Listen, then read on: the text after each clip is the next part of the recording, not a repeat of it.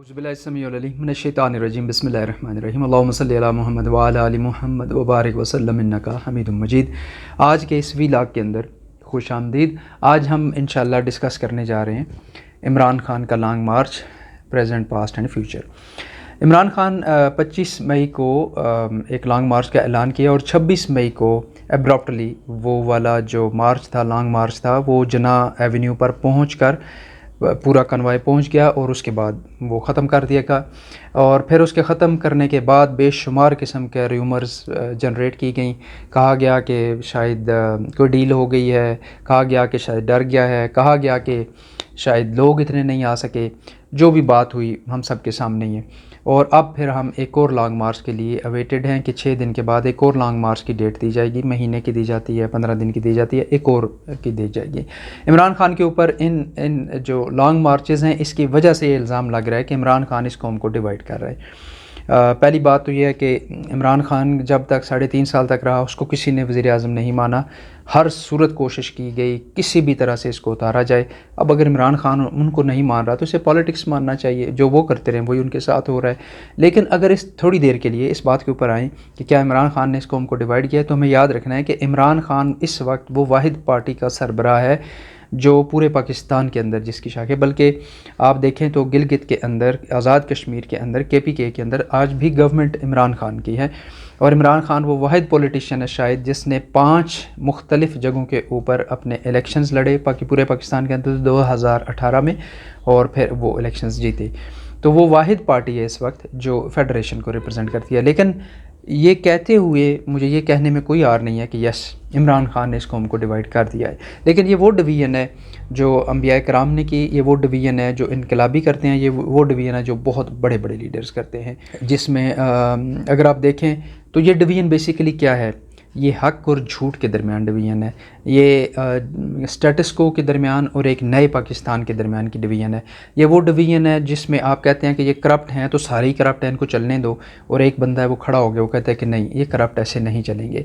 ये वो डिवीज़न है जिसमें आप कहते हैं कि सारी दुनिया में अमेरिका की बात मानी जाती है, आप भी मान लो, वो कहते हैं कि नहीं, हम अपनी टर्म्स को तय करेंगे। ये वो डिवीज़न है जो इशराफिया के पाकिस्तान और आम आवाम के पाकिस्तान के दरमियान की डिवीज़न है। तो ये डिवीज़न इमरान खान के लिए एक बहुत बड़ा एजाज़ है। क्या इमरान खान का जो 25 मई का अब्रप्टली ख़त्म किया गया लॉन्ग मार्च है, उसकी रीज़निंग क्या हो सकती है? इमरान खान खुद अब ये कह चुके हैं कि उसकी एक ही रीज़न थी और वो थी ब्लडशेड, कश्त खून को रोकना।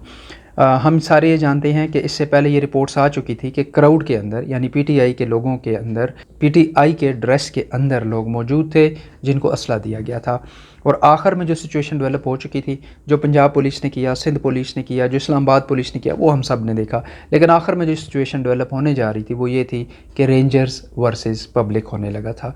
और जो एक बहुत स्ट्रॉन्ग फीलिंग थी वो ये थी कि रेंजर्स के ऊपर फायर किया जाएगा। आप ज़रा, हम सारे थोड़ी देर के लिए, अल्हम्दुलिल्लाह हम सारे सेंसिबल लोग हैं, आप सोचिए उस 25-26 मई की रात को फायरिंग की जाती रेंजर्स के ऊपर और 10, 12, 20 रेंजर्स हमारे भाई शहीद हो जाते, और उनको शहीद करने वाले PTI के ड्रेस में, PTI के झंडों के साथ होते। तो इमरान खान की सियासत कहाँ जाती, ये पाकिस्तान कहाँ जाता, और ये सारा कंट्री इस वक्त कहाँ पे जाता? इमरान खान ने पॉलिटिक्स नहीं की उस दिन। इमरान खान ने फिर पाकिस्तान का सोचा और वापस चला गया। अब अगला सवाल ये हो सकता है कि अच्छा, वापस तो चला गया लेकिन अच्छा किया क्योंकि जाना चाहिए था। लेकिन अब ये बताइए कि इस कश्त खून के पीछे, इन सारी चीज़ों के पीछे, तो वो दोबारा अगर आएगा तो फिर सारा कुछ सही हो जाएगा? नहीं होगा। उसकी रीज़न मैं आपको देता हूँ। इमरान खान जब 9-10 अप्रैल को निकला था PM हाउस से, तो उसके पास एक डायरी थी और फिर उसके साथ अवाम खड़ी होना शुरू हो गई। अगर आपको याद हो तो इमरान खान की स्ट्रेटजी पहले दिन से ये थी, जिस दिन से नो कॉन्फिडेंस मोशन मूव हुई थी उसको डिले किया गया, उसको अटैक किया गया, लोगों को बताया गया। थ्रू आउट इमरान बहुत एक्सटेंसिवली लोगों के साथ इन टच रहे, सोशल मीडिया पे रहे, हर तरह से रहे। और उसका फ़ायदा क्या हुआ कि उन्हीं दिनों में जब हम ये सुन रहे थे कि बल्कि मूव हो चुकी थी, आज़ाद कश्मीर की असम्बली में नो कॉन्फिडेंस मूव हो चुकी थी, KPK के अंदर जमा हो चुकी थी, और गिलगित बल्तिस्तान में प्रॉबेबली जमा हो चुकी थी।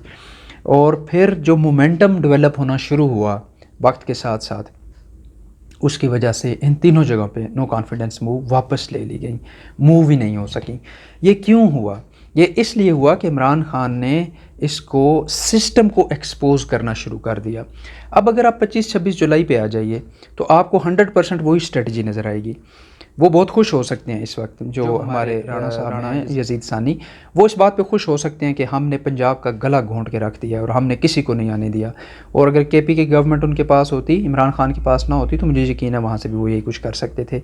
लेकिन वो भूल जाते हैं, इमरान खान आपके साथ लड़ नहीं रहा, इमरान खान आपको एक्सपोज कर रहा है। और इमरान खान ने 25-26 को भी यही किया। इमरान खान, आप सोचिए ज़रा, 2014 में जो मॉडल टाउन हुआ था वो आज तक गले की हड्डी है, PMLN के भी गले की हड्डी है और राणा साहब के भी। अब आप ज़रा 25 वाली 26 मई वाली दो दिनों पे आ जाइए। आपने इलामा इकबाल जिन्होंने पाकिस्तान का ख्वाब देखा, उसके घर वालों को रात 2 बजे उनके ख्वाब को भी तोड़ा और उनके गेट को भी तोड़ा। जिस दिन नासरा जो जावेद हैं, जो इलामा इकबाल की बहू हैं, जिस दिन वो कोर्ट में खड़ी होंगी, उस दिन क्या होगा आप सोचिए। आपने यास्मीन राशिद को, 72 साल की कैंसर की पेशेंट, एक गाड़ी में बैठी हुई है, उसकी गाड़ी को डंडे मार मार के आपने उसको तोड़ दिया, आपने उसको ज़ख्मी कर दिया, आपने माद अज़हर को ज़ख्मी कर दिया, आपने उमर अयूब अभी तक हॉस्पिटल में पड़े हुए हैं, उसकी वीडियोज़ और पिक्चर सब ने देख ली हैं। आपने 3 एडवोकेट की बसेस भर के उनको जेल में डाल दिया। आपने 5 एक्टिविस्ट PTI के उनको कत्ल कर दिया, किसी को ब्रिज से नीचे फेंका, किसी के चेहरे के ऊपर फायर किया। आपने पुलिस वालों को, जो बेचारे अपने तनख्वाह के लिए मजबूरी में काम करते हैं, उनकी मजबूरी का फ़ायदा उठा के उनको गलत आर्डर दिए, गैर कानूनी आर्डर दिए, उनको लोगों के घरों की छतों को और दरवाज़ों को फलांगने फोर्स किया उनको, जिसकी वजह से एक सिपाही शहीद हुआ और वो भी आपके ज़िम्मे है। तो जब आज 30 मई से ये सारे केसेस कोर्ट्स में जाना शुरू होंगे तो फिर आपको समझ आएगी। और हमें ये याद रखना है कि ये जब केसेस सारे कोर्ट में जाएंगे और ये सारे ऑफिशियल्स, जिसमें आपके commissioners, deputy commissioners, IGs, DIGs, DPOs, SSPs and whatever, ये सारे जब कोर्ट में जाना शुरू करेंगे, तो जब कोर्ट आपको नेक्स्ट टाइम कहेगी कि ठीक है ये हमारी गाइडलाइंस हैं, इसके मुताबिक आप कर सकते हैं और कोई आपका रास्ता नहीं रोकेगा, तो इनकी ज़रूरत नहीं होगी कि ये फिर दोबारा इस तरह का जुल्म कर सकें। और अगर ये जुल्म को रोका जा सकता है तो फिर पूरा पाकिस्तान बाहर निकलेगा और ये सिस्टम अपने घुटने टेकने पर मजबूर हो जाएगा। तो हमारी इस्टेब्लिशमेंट को ये बात समझनी है कि ये जो एक पूरा इस वक्त एक सेटअप क्रिएट किया गया है, ये सेटअप लोगों के लिए एक्सेप्टेबल नहीं है। हो सकता है कि बहुत सारे लेवल्स के ऊपर, बहुत सारी जगहों के ऊपर ये सोचा जा रहा हो कि करप्शन से फ़र्क नहीं पड़ता, लेकिन लोगों ने ये फ़ैसला किया हुआ है कि अब करप्शन से फ़र्क पड़ता है। और आप कैसे ये इमेजिन कैसे कर सकते हैं कि यौम तकबीर वाले दिन आपका वज़ीर आज़म सुबह एक कोर्ट में जाए, कोर्ट में पेश हो मनी लॉन्ड्रिंग के ऊपर, और वहाँ पर प्ली ये ली जाए, वहाँ पे बहाना ये रखा जाए कि सलमान शहबाज का वल्दियत नहीं लिखी हुई। ये सलमान शहबाज वज़ीर आज़म शहबाज शरीफ के बेटे हैं और उनका लाहौर का एड्रेस भी ठीक नहीं है। क्या कोर्ट को नहीं पता कि वो लंदन में रहते हैं? क्या शहबाज शरीफ साहब उनके साथ दिन में 3 दफ़ा बात नहीं करते होंगे? तो ये जो कोर्ट्स एक मजाक बनी हुई हैं, ये पूरा सिस्टम एक मजाक बना हुआ है। आप ये चाहते हैं कि अवाम इसको सीरियस ले। आपने एक ऐसा वज़ीर आज़म बिठाने की कोशिश की है जो प्रॉम्प्टर से देख कर भी तकरीर नहीं कर सकता। आपने एक ऐसा वज़ीर ख़ारजा इस मुल्क को दिया है बदकिस्मती से, जो ख़ुद एक मजाक है। वो जहाँ जाता है वो मजाक बनता है, जो बात करता है वो मजाक बन जाती है। एक ऐसा वज़ीर ख़जाना इस मुल्क को दिया गया है जिसके हाथ पांव फूल जाते हैं, जिसको समझ नहीं आती उसने बात क्या करनी है, उसने क्या कमिट करना है, क्या नहीं करना है, उसको किसी चीज़ का कोई पता नहीं होता है। आपने इस मुल्क के साथ जो किया है वो इस मुल्क को एक्सेप्टेबल नहीं हो रहा, वो ये मुल्क हज़म नहीं कर रहा है। और ये जो परसेप्शन है खुदा न खास्ता कि इस करप्ट माफिया के साथ इस्टेब्लिशमेंट खड़ी है, ये इस मुल्क के लिए बहुत ख़तरनाक है। फिर अमेरिका की बात करें, क्या ये महज एक इत्तफ़ाक़ है कि 4 साल के बाद, इमरान ख़ान के आउस्टर के बाद, अमेरिका बहादुर यहाँ इस्लामाबाद में एक सफ़ीर भेज देते हैं? हो सकता है इत्तफ़ाक़ हो, लेकिन लोगों का इत्तफ़ाक़ ये है कि ये इत्तफ़ाक़िया पोस्टिंग नहीं है। इससे पहले भी जो डिस्कशन डेविड लू के ऊपर हो चुकी है उसको ज़रा साइड पे रख दीजिए। फिर आप ये लेटेस्ट जो एक एपिसोड चला है कि इज़राइल के सदर जो हैं वो वर्ल्ड इकनॉमिक फोरम के ऊपर जाते हैं और वहाँ पे पाकिस्तान का नाम लेकर एक बात की जाती है, और फिर हमारे यहाँ हमारे पूरी हुकूमती स्ट्रक्चर सारे का सारा फ़ॉरेन ऑफिस की 2 लाइनों के पीछे छुपने की कोशिश कर रहे हैं।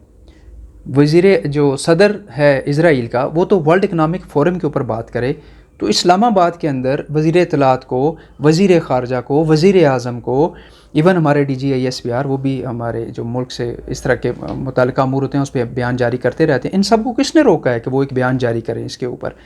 तो ये जो परसेप्शन है कि जी ये करप्ट माफिया, ये अमेरिका के आगे लेटना, इसराइल को बैकडोर से तस्लीम करने की कोशिश करना, ये सारी परसेप्शंस, अगर ये परसेप्शंस हैं तो ज़ाहिर हला हल हैं, और मुझे यकीन है अल्लाह की ज़ात से कि ये परसेप्शंस ही हैं। लेकिन अगर ये रियलिटी है तो फिर तो इन्ना लिल्लाहि व इन्ना इलैहि राजिऊन ही बनता है, क्योंकि फिर इसको मैनेज करना तकरीबन नामुमकिन हो जाएगा। लेकिन हम सब ने ये याद रखना है कि सबसे बड़े स्टेक होल्डर्स तो 22 करोड़ लोग हैं। ये 22 करोड़ लोगों का मुल्क है, उन्होंने ये फ़ैसला करना है। अशराफिया की तनख्वाहें वहीं से आती हैं, अशराफिया सेलेक्ट वहीं से होता है, इलेक्ट वहीं से होता है, इसी सोसाइटी में से सारे उठते हैं। तो आप 22 करोड़ लोगों को उनकी कन्विक्शन के ख़िलाफ़, उनकी आइडियोलॉजी के ख़िलाफ़, उनकी जो अंडरस्टैंडिंग है इस मुल्क के लिए, जो उनके ड्रीम्स हैं, उन सब के ख़िलाफ़ जाके आप कैसे कोई भी चीज़ इन 22 करोड़ लोगों पर ठोंसेंगे?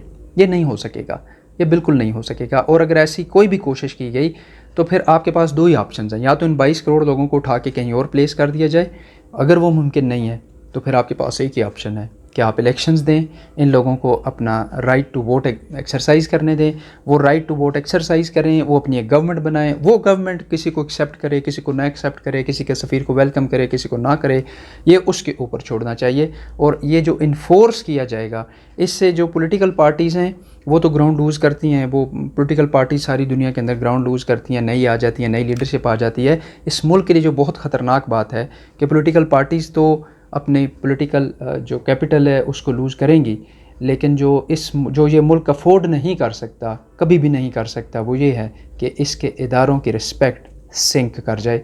और बदकिस्मती से वो लग रहा है कि वो सिंक कर रही है, और ये हम सब के लिए बहुत ज़्यादा वरी की बात है। इस मुल्क के अवाम को ये बात समझनी है कि अगर किसी वजह से ये परसेप्शन ठीक साबित हो जाती है कि अशराफिया इस मुल्क को एक प्रॉपर्टी के तौर पर, एक कमर्शियल इंटरप्राइज़ के तौर पर देखती है, इसका मतलब ये होगा कि this country is available on rent. इसका मतलब ये होगा कि ये अमेरिका और ब्रसल से ही कंट्रोल होता रहेगा। इसका मतलब ये होगा कि पिछले 40-50 साल में नवाज़ शरीफ ज़रदारी हुकूमत करते रहे, फजलुर रहमान हुकूमत करता रहे, अब बिलावल, मरियम, हमज़ा, असदुर्रहमान साहब और असफंदियार वली, उनको हमारे एक्सपेंस के ऊपर ट्रेनिंग दी जा रही है, तो फिर आगे वो हुकूमत करते रहेंगे। फिर हमें अपने बच्चों को ये बताना होगा कि बच्चे नारे आप सारे लगा सकते हैं, इलेक्शंस में हिस्सा लेते रहें, इस पार्टी को वोट दें या इस पार्टी को वोट दें, लेकिन आप इस सिस्टम को सल्यूट करते रहें, क्योंकि आप एक तफैली, एक क्लाइंट स्टेट के तौर पर ही ज़िंदा रह सकते हैं, आपकी अपनी कोई हैसियत नहीं है।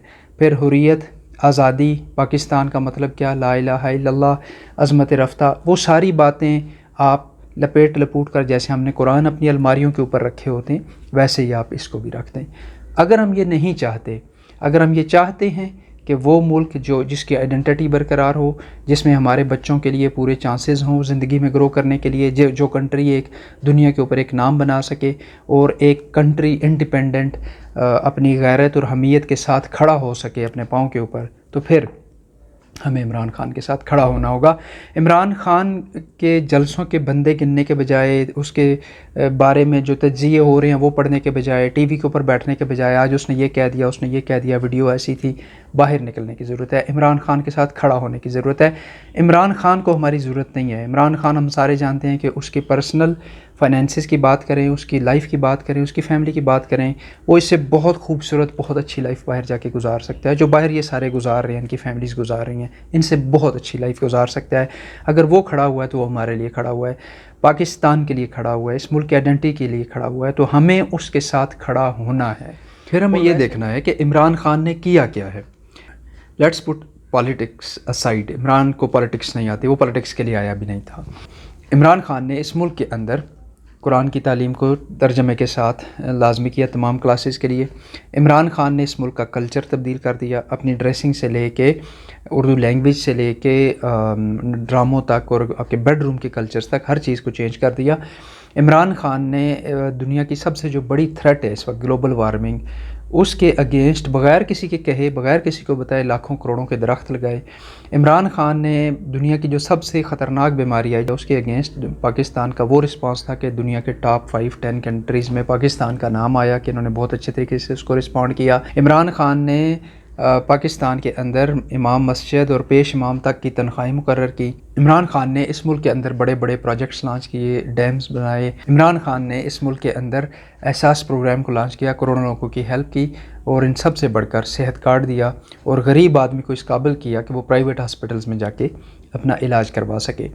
इन सब के साथ इस कोरोना की बीमारी के साथ जब तकरीबन 1.5-2 साल तक सारी दुनिया की इकानमी बंद रही और सारी दुनिया की इकानमीज़ मुतासर हुई, इमरान ख़ान की इस साल की जो परफॉर्मेंस थी और ये आखिरी 2-3 महीने आप देखें ये इंतहा के बुरे महीने थे इकानमी के लिए, जब से उसको निकालने की कोशिश की गई। तो इमरान ख़ान ने इस साल में आपको 5.97, अगर ये हालात ठीक रहते तो ये 6 को क्रॉस कर जाती, तो आलमोस्ट 6 की GDP की ग्रोथ दी इमरान ख़ान ने, जो शायद 2004 के बाद पहली दफ़ा हुई।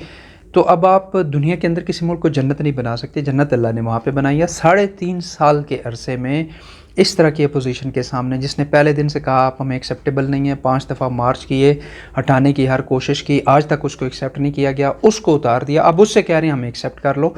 तो इमरान ख़ान ने इन बुरे हालात में, इस पेंडेमिक के सामने और इन सारी चीज़ों के होते हुए आपके मुल्क की ग्रोथ उस लेवल पे लेके गया जहाँ पे पिछले 20-30 सालों में ये नहीं जा सकी थी। इससे ज़्यादा इमरान ख़ान आपके लिए क्या करता। इमरान ख़ान ने डिजिटल पाकिस्तान खड़ा किया और आज पाकिस्तान ऑनलाइन सर्विसेज के अंदर दुनिया में टॉप 5 कंट्रीज़ के अंदर पाकिस्तान का नाम है अर्निंग्स के हवाले से। तो इमरान ख़ान तो जो कर सकता था इमरान ख़ान ने किया। अब हमारी बारी है, अब हमने ये साबित करना है कि हम इमरान ख़ान के साथ खड़े हैं। इमरान ख़ान की ये जंग नहीं है, ये जंग पाकिस्तान की है, ये जंग आपकी और मेरी है। और हमने इसके लिए सिर्फ़ एक काम करना है, हमने बाहर निकलना है, हमने इमरान ख़ान के साथ खड़े होना है, हमने इमरान ख़ान को सपोर्ट करना है। हम अगर रबड़ की गोलियों से, हम अगर आंसू गैस से डर जाएंगे तो हमारी नस्लें इस आज़ाद पाकिस्तान में हमेशा हमेशा के लिए ग़ुलाम नस्लें बन जाएंगी। और हम अल्लाह ताला से दुआ करते रहेंगे कि तमाम स्टेक होल्डर्स अपनी रिस्पॉन्सिबिलिटी को समझें और वो ये समझें कि पाकिस्तान की सबसे बड़ी स्टेक होल्डर इसकी आवाम है।